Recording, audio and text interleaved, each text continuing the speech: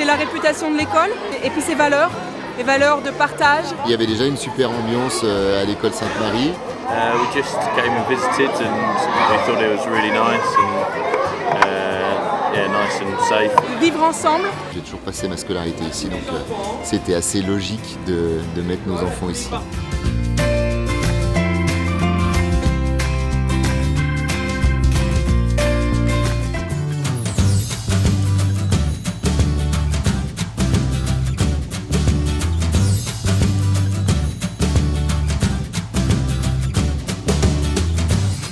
J'ai fait un trou et j'ai mis l'arbre dans le trou après. On a planté la harpe. Mais quand il sera plus grand, qu'est-ce que tu vas faire? On va prendre les pommes d'ici la pommier. Magnifique petit témoignage d'enfants à l'occasion de la plantation des pommiers. Le verger pédagogique, on ne le présente plus. Jean-Michel, vous pouvez nous dire un petit mot de ce fameux verger pédagogique de l'école Sainte-Marie? Écoutez, c'est un projet qui date maintenant, qui a une vingtaine d'années. Et il était parti sur l'objectif de sensibiliser les enfants au patrimoine paysager de Morzine. Parce qu'on a construit partout et il y a de moins en moins de place pour les arbres fruitiers. Donc voilà, c'était parti comme ça. Et puis d'année en année, les objectifs ont progressé, on va dire. Et aujourd'hui, bien sûr, il y a le paysage, mais il y a aussi la fraternité parce que nos anciennes familles se rencontrent avec les nouvelles. Et c'est ce qui fait un petit peu le lien entre l'école. Ça fait comme on pourrait dire une culture commune. Voilà.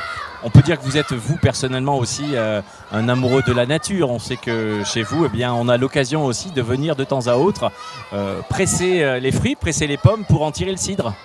Oui, vous savez, j'ai des racines agricoles qui sont profondes, donc la biodiversité, on n'en a jamais parlé autant que maintenant, mais elle est bien là et il faut vraiment s'en soucier. Alors j'aimerais qu'on parle aujourd'hui donc du fonctionnement un petit peu administratif, du fonctionnement général de l'école Sainte-Marie. Je sais que l'école en fait est une école privée sous contrat avec l'État. Comment ça se passe? Bien oui, nous avons passé il y a quelques années maintenant un contrat d'association avec l'État, si bien que la commune de Morzine subventionne financièrement nos enfants. Nous sommes aussi sous la tutelle de l'enseignement catholique du diocèse d'Annecy et c'est ce qui fait un peu notre spécificité. Nous avons un caractère propre et notre caractère propre, c'est la possibilité de transmettre à nos enfants une culture religieuse, un éveil à la foi que les autres écoles ne peuvent pas faire. Et vous parliez donc de contrat avec l'État. Au niveau académique, est-ce que ça veut dire aussi que vous avez entre guillemets des comptes à rendre Alors bien sûr que nous avons des devoirs. Nous devons transmettre les programmes officiels de l'éducation nationale et de temps en temps, les enseignants sont contrôlés par les inspecteurs de l'éducation nationale. Autre volet, puisque vous parliez de la spécificité, autre volet de l'école Sainte-Marie, c'est aussi la transmission des valeurs humaines, non seulement, mais aussi des valeurs de foi. Oui, notre projet éducatif est basé sur les valeurs de l'Évangile. Nous essayons de transmettre justement ces valeurs pour que nos enfants deviennent des hommes et des femmes vivant dans le respect de chacun. D'accord, et puis on sait aussi qu'une école comme l'école Sainte-Marie-Madeleine de Morzine, c'est aussi une école comme tout établissement qui a besoin de frais de fonctionnement. On a déjà parlé dans un reportage précédent de ce rendez-vous qui est donné chaque année le 15 août avec la kermesse, qui rapporte une bonne partie donc, des financements, mais il y a aussi d'autres moyens aussi, donc, de financer le bon déroulement d'une année scolaire sur l'école Sainte-Marie. Oui, les familles directement contribuent chaque mois à aider au fonctionnement de l'école.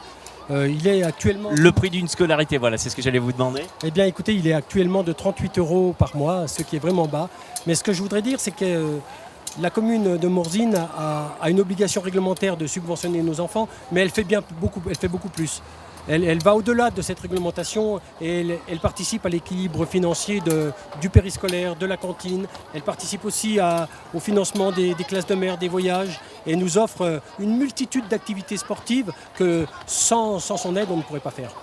Puisqu'on parle de financement, on sait également qu'il y a eu donc des travaux qui se sont faits par l'intermédiaire aussi de la gestion faite par une association morzinoise. Vous pouvez nous en parler ? Oui, les bâtiments de l'école ne sont pas des bâtiments publics. Les bâtiments sont privés, ils appartiennent à une association paroissiale qui s'appelle le Colibri et qui gère et qui entretient le bâtiment de l'école tout au long de l'année. Et ça, c'est aussi une grande chance que l'on a au niveau du fonctionnement pur de l'école Sainte-Marie, parce que notre financement va directement dans le fonctionnement pédagogique. Nous sommes arrivés presque au terme de cet entretien. On peut aussi parler peut-être des effectifs et puis des enseignants qui travaillent sur l'école Sainte-Marie. Oui, l'effectif tourne entre 150 et 160 enfants suivant les années. Et nous avons 8 enseignants et 8 personnels aussi OGEC. Des personnels OGEC, ce sont des personnels salariés de l'école. Pour terminer, on peut également finir en disant que vous avez travaillé sur une magnifique revue qui vient de sortir il y a quelques jours maintenant, qui nous permet d'en savoir plus sur l'école Sainte-Marie-Madeleine de Morzine. Voilà, je vous invite à la découvrir puisqu'elle sera en ligne d'ici quelques jours sur le site de l'école que je vous rappelle, c'est école-sainte-marie-morzine.fr. Vous pourrez également découvrir le reportage complet qui nous fait davantage connaître l'établissement. Jean-Michel Gachet, à très bientôt. Merci à vous.